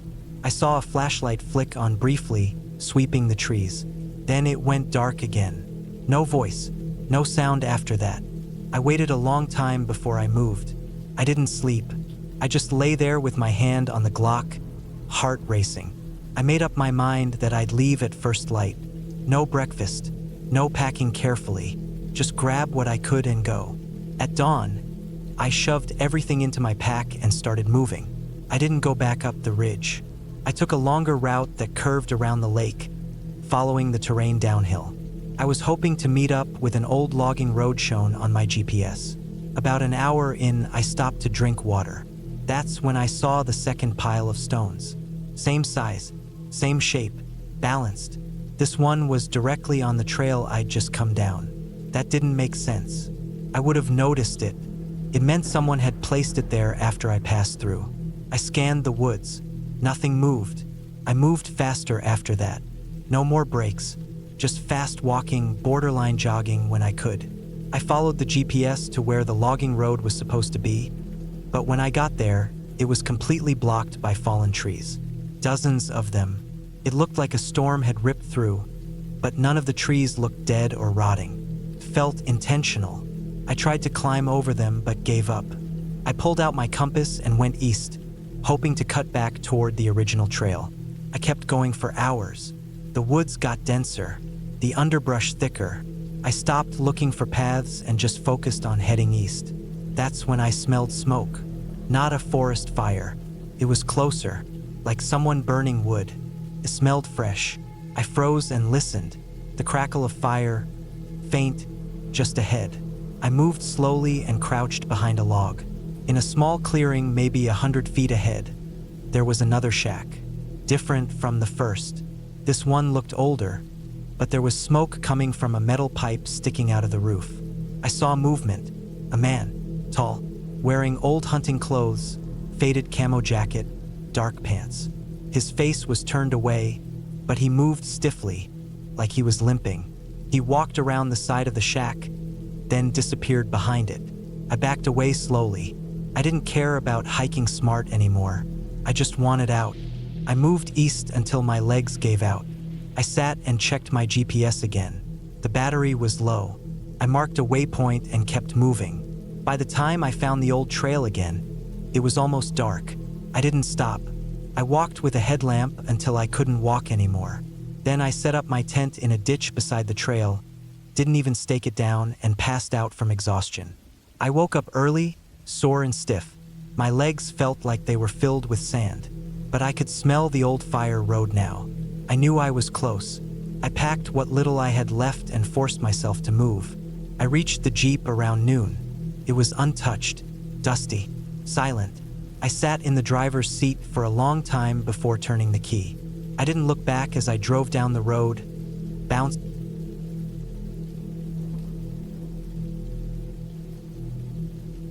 It was late August of 2016 when I flew out to Colorado from Oregon. I was 29 back then, still working remote for a tech company based out of Seattle. I'd saved up vacation time and wanted to spend a full week disconnected in the mountains, hiking alone through places I'd only ever read about in guidebooks. I had never been through Colorado's San Juan Mountains before, and after weeks of research and scrolling through trip reports on hiking forums, I picked a long backcountry loop near Lake City. The plan was to hike a 45-mile loop that would take me up past some alpine lakes and through a few high passes over 5 or 6 days. I had done solo trips before.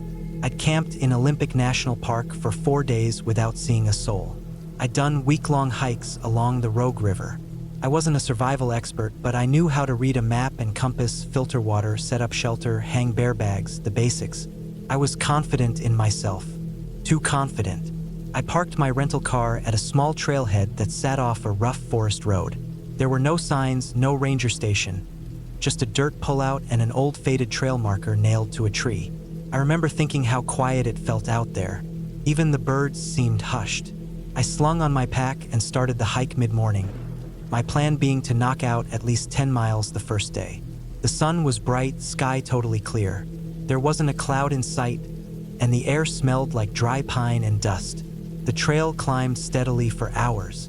I passed through open meadows and groves of aspen, crossed over creeks where I filled my bottles, and eventually came to a small basin where I set up camp near a rock outcropping. I was already feeling the altitude, slight headache, dry mouth, a bit of nausea, but nothing major. I filtered water, ate a cold-soaked meal, and crawled into my tent as the sun set. The stars came out one by one until the whole sky looked like it was dusted with salt. Day 2 was harder. The trail climbed over 11,000 feet, and by noon I was above the tree line. I hiked slower, stopping often to rest. That high up, the sun felt closer and more intense. I got sunburned through my shirt, and my lips cracked from the wind. The views were unreal. Peaks rolled out in every direction, untouched and raw. I saw mountain goats far off, white specks scrambling across loose rock. I didn't see another person, not one. At some point around mile 18, the trail forked. According to my printed topo map, I should have veered left. but the left path looked overgrown, almost unused. The right path was clearer, more worn in. I made the decision without much thought and followed the right fork, thinking it would curve back into the main trail eventually. Didn't.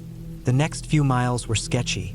The trail narrowed, then seemed to disappear altogether into a wide field of scree. I could see faint tracks in the dirt, maybe made by animals or other hikers long ago, but no markers. I started to worry, but told myself to push on until I reached the next water source. That never came either. By late afternoon, I was out of water and descending into a dry valley choked with dead trees. I kept going, convinced I'd spot a creek or lake soon. Instead, I entered a stretch of forest that looked like it had been hit by wildfire years ago. Everything was blackened and silent. No birds, no wind, just dry wood and ash underfoot. I camped there that night, miserable and dehydrated. My GPS showed no signal. I unfolded my map again and again, tracing lines that didn't match what I had seen. Something was wrong. I was off trail. The terrain didn't line up. I told myself I'd backtrack at sunrise. But when morning came, the fog rolled in. Thick, wet fog that clung to my face and blurred everything past 30 feet. I packed up quickly, trying to retrace my steps by memory. I hiked for hours through the mist, but it all looked the same. Fallen trees, burned logs, slopes covered in rock. No markers, no trail. Around midday, the fog lifted a bit and I crested a ridge, hoping to spot something familiar. Instead, I saw more forest and beyond that, just more ridges. Everything looked farther from civilization than before. I had enough food for maybe 3 more days if I rationed. Water was the bigger issue. I hadn't found a stream in over a day and a half. My lips were cracked so bad they bled. My pee was dark. I started chewing snow from shaded spots when I could find it. That only made me colder. That night, I set up my tent under a rocky ledge to shield from wind. It was deathly quiet. I laid awake in my sleeping bag listening for sounds. Animals, planes, even far-off traffic. But there was nothing. Only my heartbeat and the occasional rustle of trees. At one point, I thought I heard breathing outside my tent, but when I unzipped the flap and looked out, there was only stillness. I told myself it was just wind in the trees. By the 4th day, I stopped pretending I could find my way back. I was truly lost. I started heading downhill whenever I could, figuring all water flows down and maybe I'd hit a river that could lead me somewhere. I stumbled through brush, slipped down wet slopes, tore open my palm on sharp shale. My legs were bleeding, scratched raw from bushes. I lost one of my trekking poles in a fall. I fell again that afternoon and twisted my ankle bad. Not broken, but bad. I limped the rest of the day. That evening, I found water. A small trickle flowing through moss-covered rocks. Tasted like life. I drank until I was sick. I didn't even filter it, just cupped it in my hands and chugged. I slept near the creek that night, curled into my sleeping bag, every joint aching. On day 5, I saw something strange. It was just before noon when I crossed into a hollow filled with scattered tree stumps. Not old, natural ones. These had been cut. Smooth, straight cuts. Man-made. I dropped my pack and looked closer. There were tire tracks nearby, old but still visible in the dirt. My heart jumped. This meant logging equipment. Roads. I followed the tracks for hours. The sun dipped low and the sky turned orange, but I kept going. Eventually, I found a clearing with rusted equipment. A log skidder, half sunk in mud, and what looked like a crumpled old trailer nearby. It looked abandoned for years. I pounded on the metal walls just in case, yelling out once or twice despite myself. Nothing answered. I slept under the trailer that night. I was cold and hungry, but I had water, and I felt like I was getting somewhere. Day 6 was the worst. It rained early, a steady cold drizzle that soaked my clothes. I shivered so hard I couldn't think straight. I hadn't eaten in over a day. My last food was 2 handfuls of trail mix and half a crushed granola bar. My pack was lighter, but I was weaker. I followed a faint 2-track road away from the logging site. It twisted through valleys and up hills. Everything was mud. My feet squished in my boots with every step. Around midday, I heard something. A hum. At first I thought I imagined it, just wind in my ears. But then it got louder, a deep engine hum bouncing off trees. I climbed a ridge and there it was, a truck, parked in the clearing. No one inside, the engine off. It looked like a Forest Service truck, old and sun-faded. I stumbled toward it, half limping, and peeked in the cab. Empty. I checked the back. Empty. Then I saw a footpath behind the truck, freshly trampled. I followed it for maybe half a mile until it opened into another clearing. And there, like a miracle, was a cabin. Small, wooden, basic. Smoke rising from a metal chimney. Couldn't believe it. I didn't care who was inside. I knocked once, hard, then sat down on the porch and waited. 15 minutes later, the door creaked open and a man stepped out. He looked maybe 60, gray beard, weathered jacket, cautious eyes. He asked no questions, just looked me over, then motioned for me to come inside. Inside was warm, a fire in a small stove, a table with cans of food, cot in the corner. He handed me a cup of hot something, broth or tea, and I drank it without thinking. I stayed there 2 nights. The man never said much, just nodded and pointed. He let me rest, fed me canned soup, gave me dry clothes. On the 3rd morning, he drove me back to my rental car, nearly 18 miles of dirt roads later. The car had a bright orange notice on it from the Forest Service. It said the trailhead was officially closed for erosion repairs. The fork I took? That wasn't a trail at all, it was an old fire break. Back in town, I went straight to a gas station and bought water, chips, and 2 hot dogs. I sat in the lot and ate them slowly, watching people pump gas and go about their day like the world hadn't shifted. I never got the man's name. I left $100 under a can on his table. I haven't been hiking alone since. What I learned out there wasn't just about trails or maps or weather. It was about how quickly things fall apart when you're alone, really alone, and how thin the line is between adventure and disaster. I thought I was careful. I thought I was prepared. I was wrong.